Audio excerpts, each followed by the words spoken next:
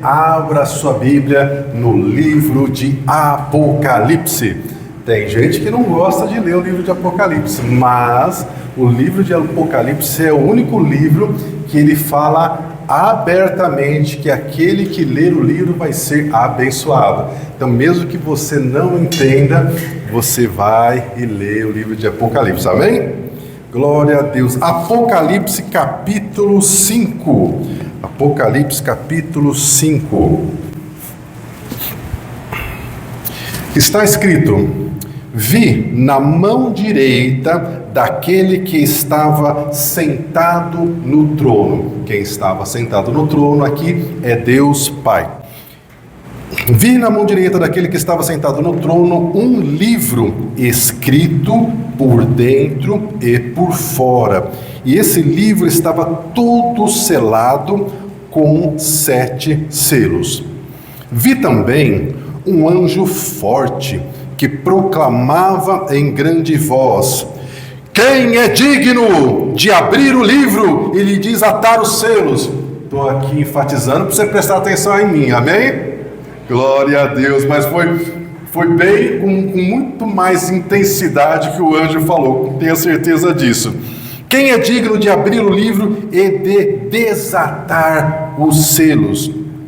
Nem no céu, nem sobre a terra, nem debaixo da terra, ninguém podia abrir o livro, nem mesmo olhar para o livro. E por que esse livro é tão especial? Porque esse livro contém todos os planos de Deus Pai para o futuro. Inclusive, muitos desses planos ainda estão por acontecer. Então, no versículo 4, diz o apóstolo João que recebeu essa revelação: eu chorava muito, porque ninguém foi achado digno de abrir o livro, nem mesmo de olhar para ele. Versículo 5. Então, um dos anciãos me disse: não chore, eis que o leão da tribo de Judá, a raiz de Davi, venceu para abrir o livro e os seus 7 selos. Aleluia, glória a Deus.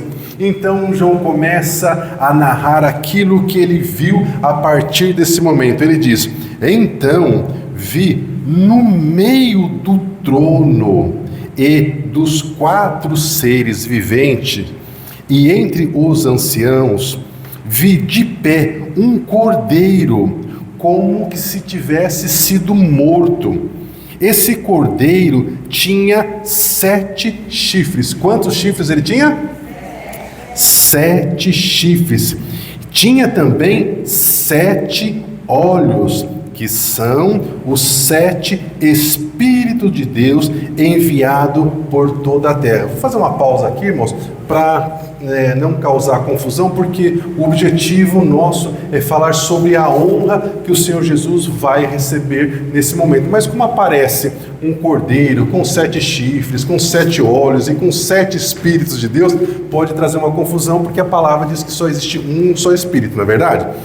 O livro de Apocalipse, ele é escrito cheio de linguagem figurada e de símbolos. Então, o animal que tem um chifre é um animal que tem força, que tem poder. E o número 7 fala sobre perfeição, perfeito, completo. Então, os 7 chifres representam um animal, um cordeiro, no caso um cordeiro de Deus, que tem toda a força, que tem todo o poder, a força completa, o poder completo, que nos remete para a onipotência de Deus, no caso do Deus Filho, amém? E os 7 olhos, que são os 7 Espíritos de Deus, representam a perfeição desse Espírito de Deus, que vê todas as coisas, que tem conhecimento de todas as coisas, que nos remete para a onisciência de Deus, no caso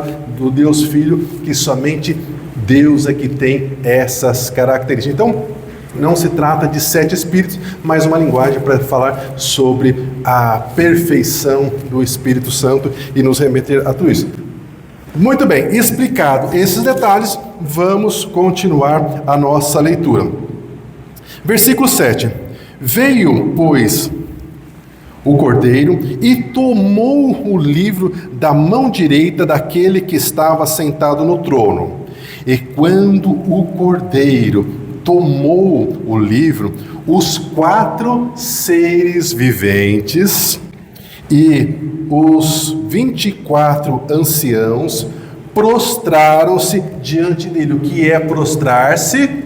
Quando Jesus tomou esse livro com os planos de Deus que estava escrito por dentro e por fora, e selado com 7 selos, todos os 4 seres viventes, todos os anciões se prostraram, se ajoelharam diante do Senhor Jesus, e cada um deles com uma harpa e com taças de ouro cheias de incensos, e esses incensos representam as orações dos santos. Quem são santos? Os santos são separados, os santos somos nós.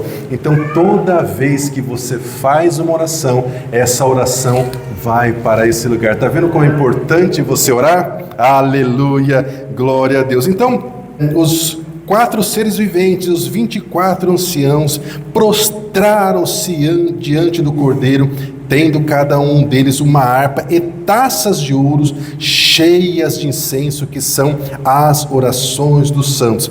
E eles começaram a cantar um novo cântico que dizia: digno és o Cordeiro de tomar o livro e de abrir os selos, porque fostes morto e com teu sangue comprastes para Deus os que procedem de toda a tribo, de toda a língua, de todo o povo, de todas as nações, e para o nosso Deus os constituístes reis e sacerdotes.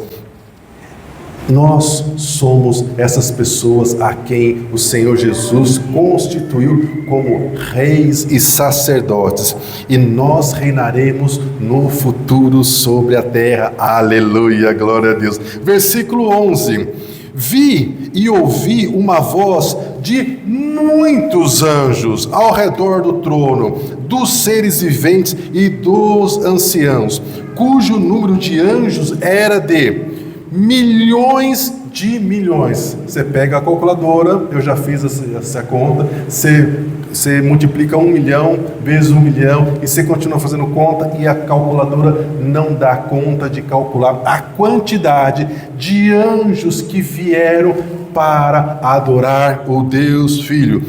Vi e ouvi uma voz de muitos anjos ao redor do trono, dos seres viventes e dos anciões, cujo número era de milhões e milhares de milhares, e todos eles diziam em grande voz: digno é o Cordeiro que foi morto, ele é digno de receber o poder, a riqueza, a sabedoria, a força, a honra e a glória e o louvor. Então ouvi que toda a criatura que está no céu e sobre a terra, debaixo da terra e sobre o mar, e tudo o que nele há, estavam dizendo: aquele que está sentado no trono e ao Cordeiro, seja o louvor e a honra e a glória e o domínio pelos séculos dos séculos. E os 4 seres viventes respondiam: amém.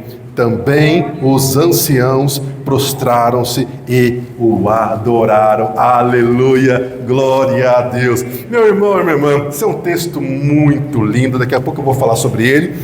E se você estava atento à leitura, teve um momento que diz que todas as criaturas, todas as pessoas, seja no céu ou na terra, se dobraram e declararam que Jesus é o Senhor. E aí você vai dizer assim: não, mas isso ainda não aconteceu. É verdade, porque existem tantas pessoas que não acreditam no Senhor Jesus, não é verdade? Tem os ateus, por exemplo. E esse último versículo que fala sobre isso é um acontecimento futuro que ainda vai acontecer.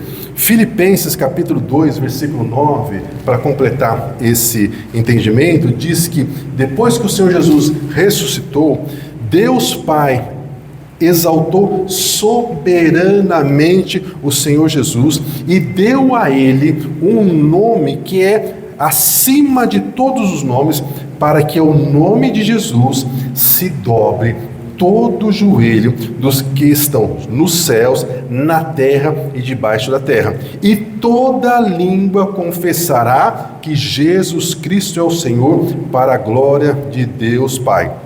Romanos capítulo 14, versículo 11, também está escrito: como eu vivo, diz o Senhor, que todo joelho se dobrará a mim e toda língua confessará a Deus. Então, tem um momento em Apocalipse que diz que o Senhor Jesus vai julgar todas as pessoas, tanto os ricos como os pobres, os importantes, as pessoas simples, e é nesse momento que eu creio que diante do Senhor Jesus, quando ele estiver nesse trono, ele vai fazer com que se cumpra essa palavra. E aí talvez você diga assim: mas e aquelas pessoas que não vão querer se dobrar, que não vão querer se ajoelhar diante do Senhor Jesus?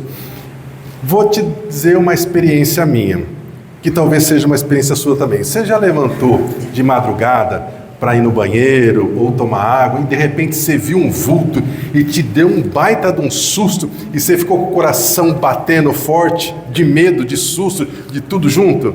Pois é, aí você olhou bem, você viu que era só um vulto, não era nada. Agora imagine se você vê, por exemplo, na sua frente um anjo de 4 cabeças. Você sabe que tem anjo de 4 cabeças? Pois é, essa foi a experiência de Ezequiel de ver um querubim. E a cabeça, não eram todas de cabeças de pessoas, não, né? 3 das cabeças eram de animais, e grandes e fortes. Daniel, por exemplo, quando teve a experiência de ver anjo, ele ficou vários dias doente. Então imagine, se diante da glória de Deus, de todos os anjos, quando chegar a ordem para a pessoa ajoelhar, você acha que ela não vai ajoelhar? E ainda que ela não queira ajoelhar, eu imagino que o anjo vai fazer como a gente fazia, como os nossos pais faziam quando a gente era criança. Pegava a gente pela orelha e falava assim: não ouviu não? E a pessoa vai se cumprir, irmãos. Então, glória a Deus.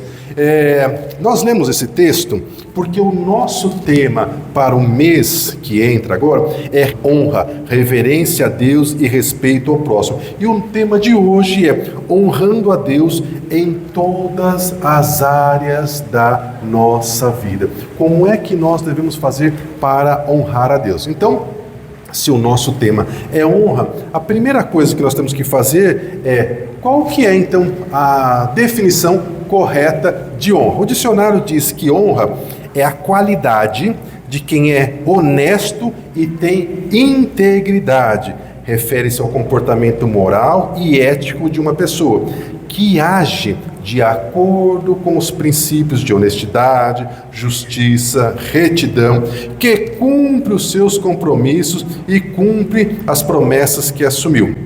Também significa respeito ou consideração a alguém por conta das qualidades que essa pessoa possui, por seus méritos ou posição conquistada, que torna essa pessoa digna de admiração. Mas a honra também tem o sentimento que ela provoca para quem recebe honra. Quem recebe honra tem o sentimento, a sensação de missão cumprida por ter feito aquilo que deveria ser feito. Então, sabendo disso, eu quero dizer a vocês por que nós lemos então Apocalipse capítulo 5, porque na minha opinião, o momento do retorno de Jesus ao céu. E por que eu estou falando retorno de Jesus ao céu? Porque muitas pessoas acreditam que o Senhor Jesus passou a existir depois que ele nasceu da Virgem Maria. E é por isso, inclusive, que nós não concordamos com o termo que Maria é mãe de Deus. Não estou criticando, só estou colocando aqui a nossa posição. porque a palavra de Deus diz que o Senhor Jesus foi antes, ele existiu antes de todas as coisas. Eu vou ler o texto bíblico para ficar mais fácil para você compreender. Colossenses, do capítulo 1, versículo 15, que é um texto escrito pelo apóstolo Paulo, que foi arrebatado até o terceiro céu. Ele diz o seguinte: Jesus é a imagem do Deus invisível. Jesus é o primogênito, ou seja, Jesus é o primeiro filho de toda a criação. E ele continua dizendo: em Jesus, por Jesus, foram criadas todas as coisas nos céus e na terra, as visíveis e as invisíveis, sejam os tronos, soberanias, poderes ou autoridades. Todas as coisas foram criadas por Jesus e para Jesus. E ele existe antes de todas as coisas, e é nele que tudo subsiste. Ainda em Filipenses, capítulo 2, versículo 6, o apóstolo Paulo também diz o seguinte: que embora Deus, no caso Deus Filho, não considerou que o ser igual a Deus era algo que ele deveria apegar-se, ele se esvaziou, assumindo a forma de servo, tornando-se semelhante aos seres humanos. Reconhecido em figura humana, ele se humilhou, tornando-se obediente até a morte e morte de cruz. Então, o que esses dois textos que eu li agora estão dizendo? Que primeiro, que Jesus é que criou todas as coisas. Inclusive, quando você lê Gênesis no capítulo 1, e está escrito lá: e criou Deus o céu e a terra. Você já leu esse versículo, não leu? Glória a Deus por isso, tenho certeza que você leu. Se você não leu, quando você chegar em casa, você vai lá abrir lá em Gênesis capítulo e vai ler. Então, quando a gente lê Gênesis no capítulo 1, a gente tem uma impressão que quem criou aquele céu e aquela terra foi o Deus Pai.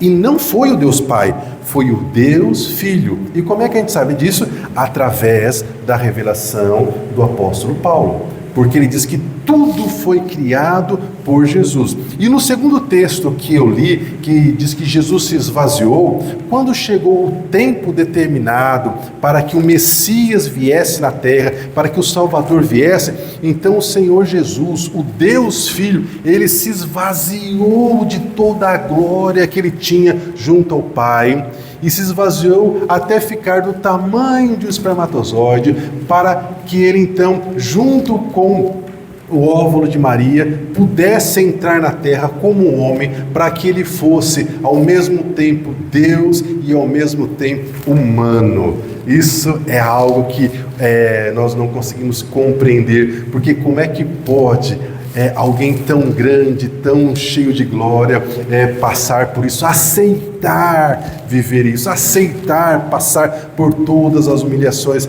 que ele passou para pagar a pena que nos levaria a ter novamente comunhão com o Senhor Jesus. Mas o fato é que tudo isso aconteceu. Então, estou contando Apocalipse capítulo 5, falando da honra que o Senhor Jesus recebeu quando ele voltou ao céu, de um lugar que ele conhecia, que ele já esteve. Então, Marcos, no capítulo 19, ele diz o seguinte: que Jesus, depois de subir ao céu, depois que Jesus ressuscitou, ele se assentou à direita de Deus. Mas ele só fala isso, então não dá muita informação. Mas o evangelista Lucas, ele conta com mais detalhes como é que aconteceu o retorno de Jesus ao céu. Como vocês sabem, depois que o Senhor Jesus ressuscitou, ele apareceu para os discípulos e para outras pessoas diversas vezes. Em alguma dessas vezes, ele apareceu com uma aparência diferente, a ponto dos discípulos não o reconhecerem.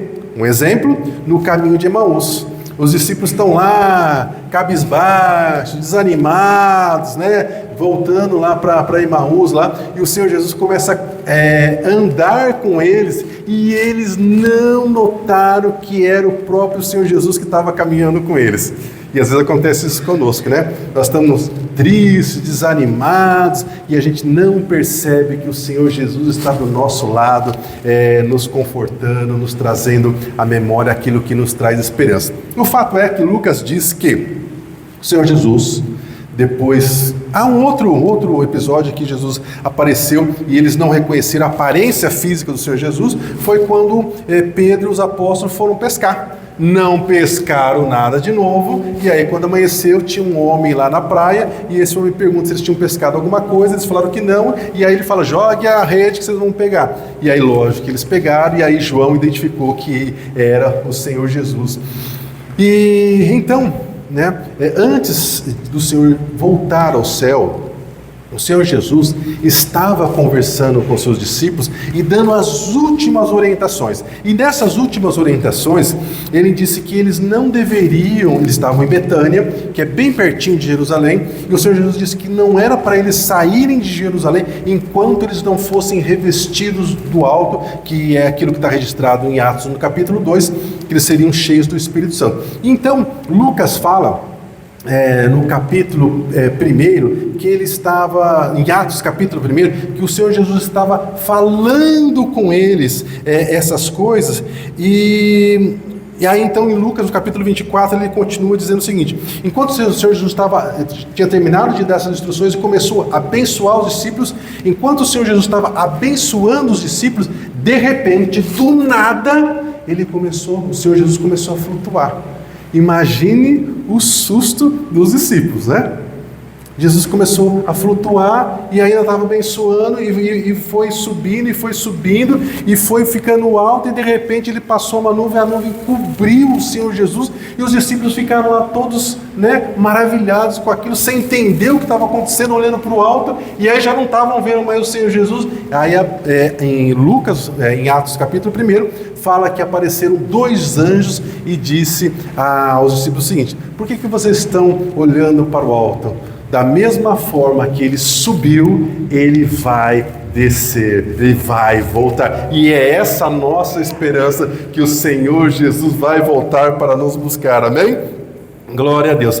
E Apocalipse no capítulo 20, a partir do versículo 11, disse que chegará o dia em que Jesus, sentado no trono branco, irá julgar todas as pessoas. E quem não tiver o seu nome escrito no livro da vida, será julgado e condenado. E nós temos o privilégio de ter o nosso humilde nome escrito nesse livro da vida. Isso é, como diz os irmãos, é para glorificar de pé, glória a Deus por isso. E algumas pessoas dizem, se o Senhor Jesus voltar, ele seria morto de novo. As pessoas não entenderam qual que era o propósito. O propósito inicial era cumprir uma libertação espiritual. O próprio Senhor Jesus disse para Pilatos, se ele quisesse, ele mandava os anjos, e os anjos acabavam com tudo aquilo que tinha de poder o Império Romano, mas não era o caso. Era o caso de um momento de uma libertação espiritual, para no futuro acontecer uma libertação física, o governo físico do Senhor Jesus, como vai acontecer. Bom, então, dito tudo isso, o Senhor Jesus chega no céu. O Senhor Jesus estava abençoando os discípulos, ele começa a flutuar, ele sobe e ele chega nos céus. E no céu, quem é onisciente é apenas Deus. Somente Deus sabe de todas as coisas. Os anjos que estavam na terra, eles tinham conhecimento porque estavam acompanhando tudo aquilo que se fazia. Mas a gente tem que entender que existe muita coisa fora do planeta Terra. E existem anjos que não estão na Terra. Existem anjos que só estão no céu e fazendo as obras do Pai por esse universo imenso. E o fato é que quando o Senhor Jesus chega, o Senhor Jesus chega com uma aparência diferente daquela que ele subiu. Talvez para mostrar para todos os seres que habitam o céu o que ele tinha passado, ele chega com uma aparência horrível. Porque Apocalipse capítulo 5 que nós lemos diz que ele estava com a aparência de quem tinha sido morto. Em linguagem popular, sabe quando a gente fala assim, nossa, parece que você foi atropelado por um caminhão? Você já ouviu essa expressão? Quando a pessoa está derrubada, O Senhor Jesus chegou com aquela aparência de quem tinha morrido mesmo. E ele fala, Apocalipse capítulo 1, versículo 18, estive morto, E aí na cabeça dos anjos, e mesmo na nossa, é difícil entender, porque se ele é o autor da vida, como é que ele morre? Né?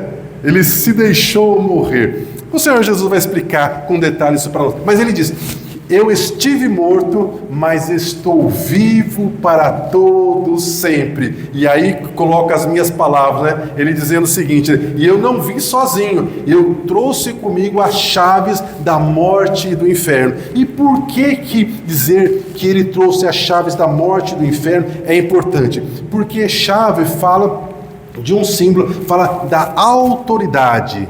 Quem tinha autoridade sobre a morte e sobre o inferno não era até então o Senhor Jesus, porque com a desobediência de Adão e Eva, essa autoridade foi dada à morte e ao inferno para que eles fizessem com os habitantes da terra tudo aquilo que eles quisessem, e é por isso que nós ficamos doentes, é por isso que nós envelhecemos, é por isso que nós morremos. Né? E se nós não temos a marca do sangue de Jesus, ao morrer a pessoa vai para o inferno. Tem, por exemplo, o episódio do corpo de Moisés, que no livro de Judas está escrito que o inimigo foi lá querer pegar o corpo de Moisés, e aí o anjo falou: não, aqui não, meu filho, sai fora. Claro que eu estou dizendo com a minha linguagem, né? Para ficar mais leve a situação. Então, meus irmãos, quando o Senhor Jesus chegou, ele não chegou sozinho, ele trouxe a autoridade que ele conquistou também sobre a morte e sobre o inferno. Então agora, aquilo que Adão e Eva tinham perdido, tinha entregado ao inimigo, agora tudo estava nas mãos do Senhor Jesus, que conquistou, não de uma maneira desleal, sendo o Deus Filho. Por isso que ele precisava vir como homem, porque ele precisava conquistar sendo apenas um ser humano. Entende? Complexo, profundo e maravilhoso ao mesmo tempo. Então é por isso que quando ele chega no céu com a missão cumprida, todos os seres viventes, os anciões, todos os anjos, arcanjos, serafins e querubins se prostram diante do Senhor Jesus, se ajoelham e dão a ele honra, dão a ele glória pela missão que ele tinha feito. E nós somos tão gratos por isso. Então, entendendo tudo isso, nós vamos então de novo para a questão da honra, do princípio da honra. Então, honra envolve respeito, reconhecimento, integridades direcionados a Deus e também às outras pessoas. E é sobre isso que nós vamos falar agora. Nós temos que dar honra e nós também, no devido tempo, vamos receber a honra. Então, vamos para a parte prática. Como é que a gente vai colocar o princípio da honra no nosso dia a dia? Bem, primeira coisa, claro, nós temos que honrar a Deus. E como é que nós honramos a Deus?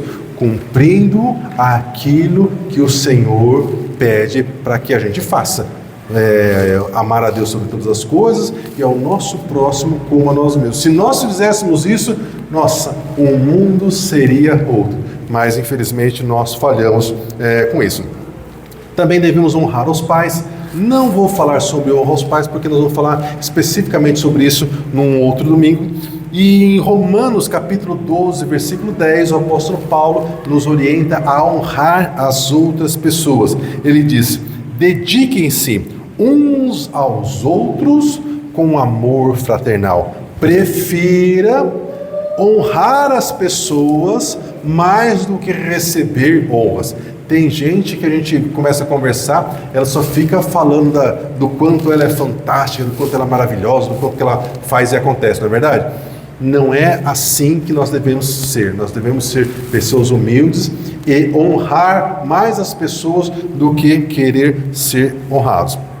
Nós também devemos honrar a Deus com as nossas decisões do dia a dia e com as nossas atitudes de cada santo dia. Exemplo: Você decide ser uma pessoa agradecida. E isso tem respaldo bíblico. Em 1 Tessalonicenses, capítulo 5, versículo 18, está escrito: em tudo você deve agradecer, porque esta é a vontade de Deus para com você. Quando nós agradecemos, meus irmãos, nós estamos lembrando que tudo que nós somos, tudo que nós temos, vem de Deus.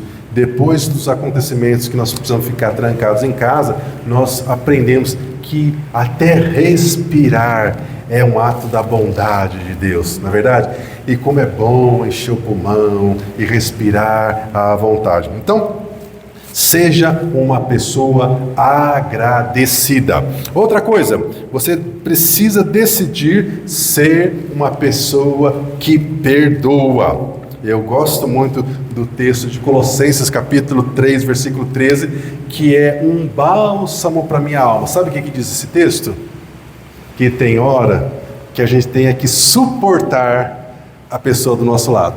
Tem hora que você tem que suportar o seu cônjuge, tem hora que você tem que suportar o seu filho, tem hora que você tem que suportar o irmão da igreja, porque tem hora que a pessoa passa do limite, como também tem horas que nós passamos do limite. Só que quando é a gente, normalmente a gente não se dá conta, né? Mas tem um versículo então específico para dizer que depois de você orar, jejuar, cantar, repreender o demônio, o que você tem que fazer é suportar a pessoa do seu lado. Isso está em Colossenses capítulo 3, versículo 13, que diz: suportem-se. Olha que coisa meiga, né? Suportem-se uns aos outros e perdoem-se mutuamente. Ou seja, eu perdoo você, você me perdoa, caso alguém tenha motivo de queixa contra outra pessoa. Assim como o Senhor perdoou vocês, perdoem também uns aos outros. Meus irmãos, o perdão é um mandamento, é uma ordem do Senhor Jesus, e você não vai perdoar porque você está sentindo que chegou o tempo de perdoar. O perdão não é um sentimento. O perdão é uma decisão racional. Você vai falar para você mesmo: eu vou perdoar porque é isso que a palavra de Deus manda, mesmo eu estando com vontade de pegar o pescoço da pessoa e apertar. Você tem que perdoar. E a oração do Pai Nosso revela que você, para receber o perdão, você precisa perdoar. Se você lê Mateus capítulo 6, versículo 12, que fala da oração do Pai Nosso, tem aquela parte que fala assim: Senhor, perdoa as nossas ofensas, dependendo da tradução das nossas dívidas, assim como nós perdoamos a quem nos ofendeu. Assim como nós perdoamos. Me perdoe, assim como eu perdoei também fulano que me perdoou, que me magoou. Se você não perdoar a pessoa, você também não recebe o perdão. Então isso é uma coisa muito séria, que o conhecimento da palavra de Deus nos traz e nos ajuda, meus irmãos, porque liberar o perdão, perdoar, é libertador, tanto para a pessoa que precisa do perdão, quanto para a gente, porque quando a gente perdoa alguém, devagar, aquele peso, aquela mágoa, aquela dor que a pessoa nos fez, quando a gente decide perdoar, mesmo contra as nossas emoções, devagarzinho, aquele peso vai saindo das nossas costas, vai saindo, e quando a gente pensa que não, a gente não está mais doente com aquilo. E para a pessoa que quer ser perdoada, receber o perdão também é um bálsamo, é um presente de Deus. Então, você precisa honrar a Deus perdoando quem magoou você. Uma outra forma de honrar a Deus é tomando cuidado com aquilo que você fala. Eita Jesus! Efésios capítulo 4, versículo 29 diz o seguinte: não saia. Então, quando vier a vontade de sair da sua boca uma palavra que não deve, você põe a mão na boca, e fala: não vou dizer isso de jeito nenhum. Você já pensa, é o capeta querendo que eu peque, eu não vou falar isso, né? Efésios capítulo 4, versículo 29. Não saia da vossa boca nenhuma. Quantas? Nenhuma palavra torpe. O que é a palavra torpe? Palavrão, palavra que não convém, palavra que vai ferir a pessoa, que vai magoar. Por quê? Porque as nossas palavras têm poder, tanto para abençoar alguém, quanto para ferir, para magoar, para causar trauma em alguém. Então, tome cuidado também nas redes sociais, porque de repente você fala assim, não é para falar, agora escrever estou liberado. Aqui pelo Facebook, pelo Instagram, pelo TikTok eu vou detonar outra pessoa. Não pode. Não pode. Então, e evite também as murmurações, as críticas e, claro, a fofoca, né, meu irmão? Uma outra maneira de você honrar a Deus é decidir honrar a Deus com o seu trabalho, com tudo aquilo que você faz. Que coisa boa é quando você contrata uma pessoa para fazer um serviço para você e você fala, meu Deus, mas que serviço bem feito, viu? Olha que bênção. Ao contrário disso, quando você contrata lá uma pessoa para fazer um serviço para você e a pessoa começa a fazer o serviço e está tudo dando errado e você fala com a pessoa e a pessoa não quer mudar, você fica naquele desespero, meu Deus, eu vou ter que descontratar a pessoa, né? Vou ter que parar porque não está dando conta. Como é horrível isso. Ou quando você vai numa loja, vai comprar alguma coisa, você é maltratado, não é bem atendido, você não quer voltar lá. Em compensação, quando você é bem atendido, oh Jesus, que bênção. Aqui em Maringá tem uma padaria que tem, não sei se a mulher ainda trabalha lá, mas ela era conhecida por todos os frequentadores da padaria, porque ela tinha uma boa memória, tinha um bom humor e uma boa vontade em atender as pessoas. Então, a pessoa lá, chegava lá, ela estava sempre sorridente, estava sempre atendendo bem, e se a pessoa voltava lá a segunda vez, ela lembrava e dizia, nossa, que bom que você voltou. Se a pessoa voltasse 2, 3 vezes, então virava cliente especial, e ela até lembrava aquilo que a pessoa gostava. Resumo da história, todo mundo só queria ser atendido por aquela senhora. Vamos ir na padaria tal lá, porque lá o atendimento é bom, né? Então você pode e deve honrar as pessoas através do seu trabalho. Foi o que aconteceu, por exemplo, com Daniel. Daniel se destacou naquilo que ele fazia. José no Egito se destacou naquilo que ele fazia. E com isso ele honrou ao Senhor. Porque quando as pessoas forem saber quem é você e por que você é uma pessoa tão boa, as pessoas sempre vão tentar encontrar algum detalhe. E alguém vai soprar, é porque ela é crente. É porque ela é evangélica. E é isso que a gente deve fazer, né? Dar bom testemunho, mesmo sem precisar dizer nenhuma palavra. Bem, nós aprendemos com Daniel que, embora a gente honre ao Senhor, muitas das vezes nós vamos ser humilhados. Quem nunca passou por isso?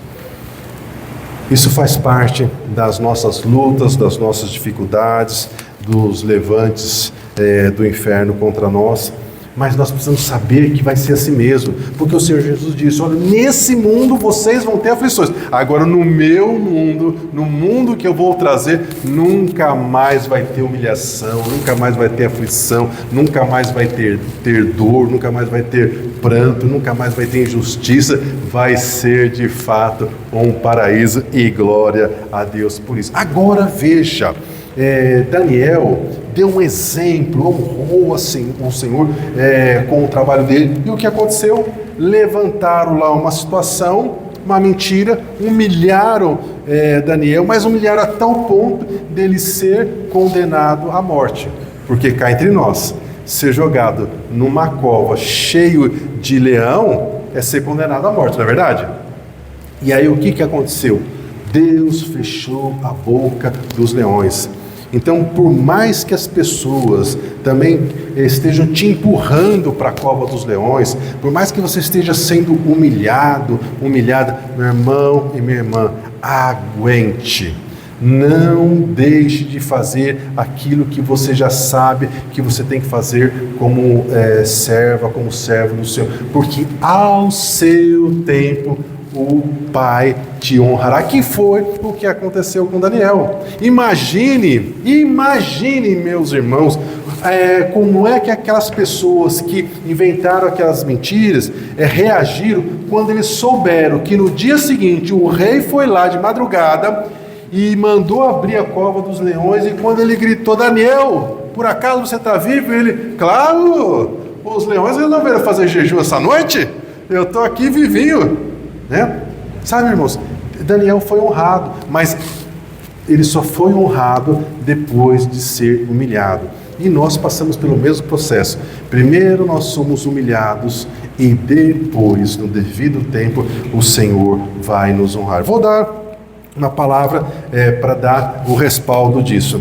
Em Provérbios capítulo 15, versículo 33 está escrito: o temor do Senhor é a instrução da sabedoria, e a humildade precede a honra. Ou seja, a humildade ela vem antes e depois chega a honra.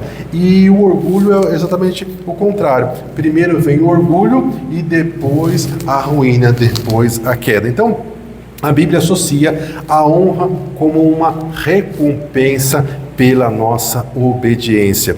Provérbios capítulo 22, versículo 4, está escrito: o galardão, ou seja, a recompensa da humildade e do temor do Senhor são riquezas, honra e vida. E em Provérbios ele não diz, mas é vida eterna. Só vida eterna para mim já estava bom demais ao lado do Pai. Então, a honra é um princípio fundamental para nós cristãos em todos os aspectos da nossa vida. Então, hoje, com base na palavra de Deus, você aprendeu que nós devemos honrar a Deus, também devemos honrar aos nossos pais e devemos honrar as pessoas que estão ao nosso redor. Nós honramos, mas haverá um dia em que nós também seremos honrados, amém? Aleluia! Porque existem promessas de recompensa para aqueles que vivem segundo os mandamentos do Senhor, como eu li agora em Provérbios. Então, hoje, com base na palavra de Deus, você também aprendeu sobre a importância da honra e como aplicar isso de forma prática no seu dia a dia. E com a unção do Espírito Santo, com a ajuda do Espírito Santo, você está capacitado, você está capacitada para viver de acordo com aquilo que o Senhor quer. Então, honrar glorifica a Deus, mas também edifica e fortalece a sua relação com a sua família, porque imagine o marido que começa a honrar a esposa, imagine a esposa que começa a honrar o marido, as coisas começam a se encaixar, começa tudo a funcionar, os filhos honrando os pais. Então, é assim que tem que ser. Então, honrar glorifica a Deus, mas também edifica e fortalece o seu relacionamento familiar, melhora a sua vida profissional, melhora a nossa vida nos ministérios da igreja, e as pessoas que estão ao nosso redor vão perceber que nós estamos de fato com uma comunhão, com um relacionamento, com uma intimidade maior e melhor com o nosso Deus. E é isso que nós precisamos buscar, meus irmãos. Dia após dia, nós precisamos ter um relacionamento melhor com o nosso Deus, porque quanto mais íntimo nós estamos com o nosso Senhor, mais as pessoas ao nosso redor vão perceber. Então, você também aprendeu hoje que Deus nos exorta a fazer tudo de coração como se fosse para Deus, sabendo que a nossa verdadeira recompensa vem dele. Honrar a Deus com o nosso trabalho, nós precisamos honrar a Deus com as nossas atitudes, com as nossas escolhas, porque isso nos alinha com os propósitos do Senhor e nos coloca no caminho da verdadeira honra que vem do alto. Os irmãos do louvor, se quiserem voltar, eu já estou encerrando. Então, a honra está intimamente ligada à humildade, e a humildade precede a honra. A Bíblia ensina que as riquezas, a honra e a vida são recompensas da humildade e do temor ao Senhor. Portanto, escolher não revidar quando você for injustiçado é importante. Você precisa escolher não ofender quando você for ofendido. Mas em vez disso, você precisa continuar honrando a Deus com a sua atitude correta, que é a verdadeira chave para ser no futuro quem Deus quer que você seja e para que você desfrute de tudo aquilo que Deus tem para você. É a famosa frase que diz: suporte o processo que você está passando para que você no futuro desfrute das promessas que Deus tem para você. A honra do Senhor não é apenas uma promessa, mas uma certeza para aqueles que permanecem fiéis, que permanecem humildes e obedientes na palavra de Deus. Jesus, como nós lemos em Apocalipse no capítulo 5, ele foi honrado depois de cumprir a missão que ele recebeu. O mundo ensina para você e para mim que para ser honrado é preciso ter dinheiro, ter fama, poder e, se possível, beleza. Mas isso, meu irmão, minha irmã, é uma ilusão, pois essa honra é uma honra de homens, humana, passageira e é inalcançável para a maioria de nós. A verdadeira honra é eterna e é dada gratuitamente para nós, embora tenha custado muito alto para o Senhor Jesus. Ela é dada para nós que escolhemos viver no reino de Deus. Se você deseja ser honrado pelo Senhor, continue na sua missão, que é, em especial, cuidar da sua família e também dos irmãos da fé. Quero convidar você a se levantar e lembre-se, nós somos chamados a viver uma vida que glorifica e honra ao nosso Deus. Vamos louvar e depois nós vamos orar ao Senhor.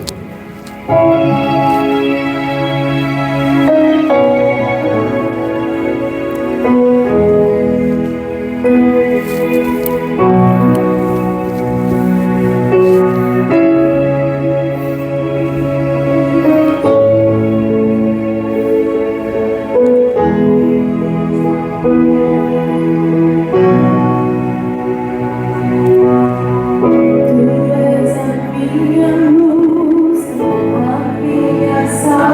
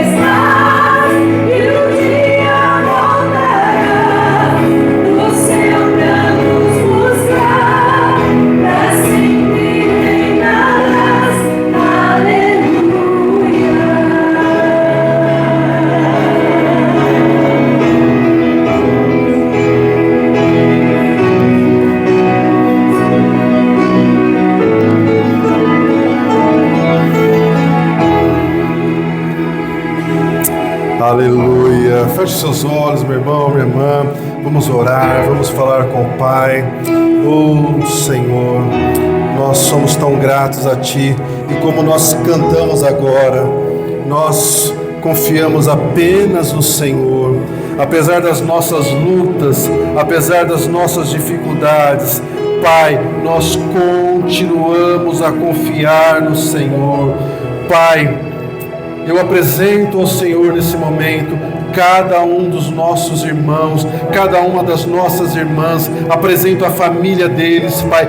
Olha, Pai, para as lutas, para as dificuldades, para aquilo que a Tua serva está pedindo, Senhor, pela Tua intervenção, pelo Teu milagre, pelo Teu favor. Pai, em nome de Jesus, nós cremos na Tua promessa que diz que nós e a nossa casa serviremos ao Senhor.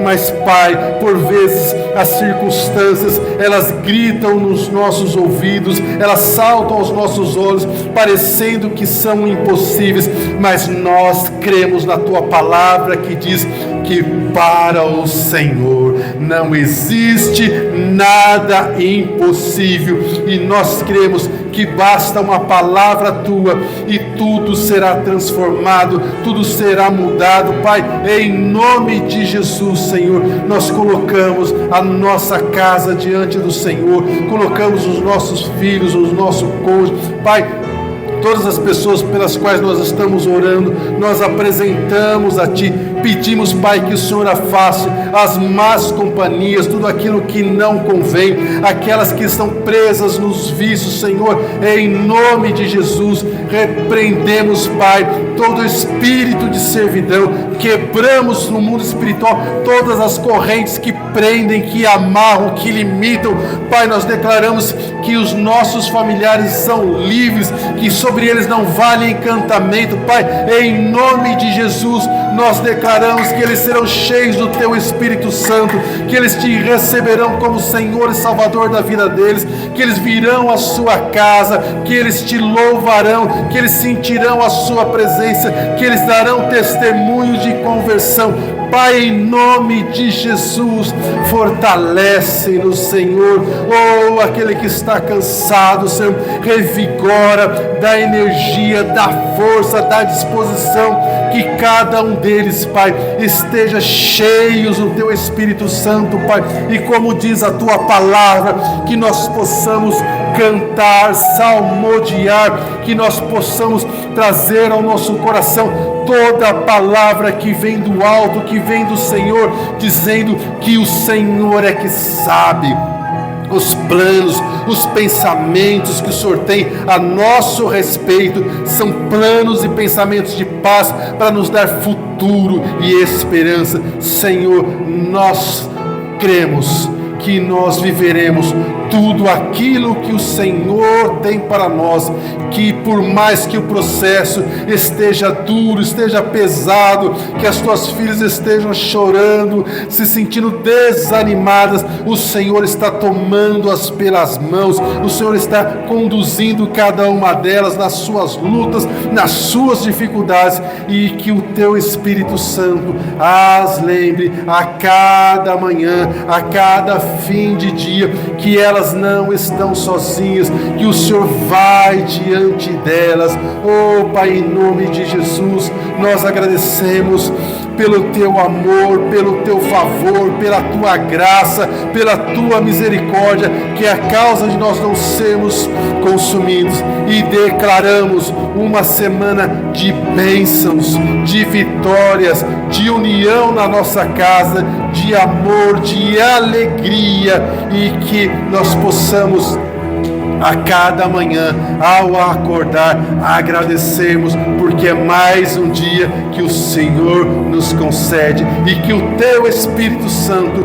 nos ajude, nos capacite para a missão que cada um de nós tem diante da sua casa. Nós oramos, Pai, agradecidos no nome de Jesus, e que o Teu grande amor, a graça do Senhor Jesus e as consolações do teu. Espírito Santo, esteja com o teu povo, hoje, sempre e eternamente. E o povo de Deus diz: amém. É a semana de vitória. Vamos aplaudir o Senhor? Aleluia, glória a Deus, aleluia.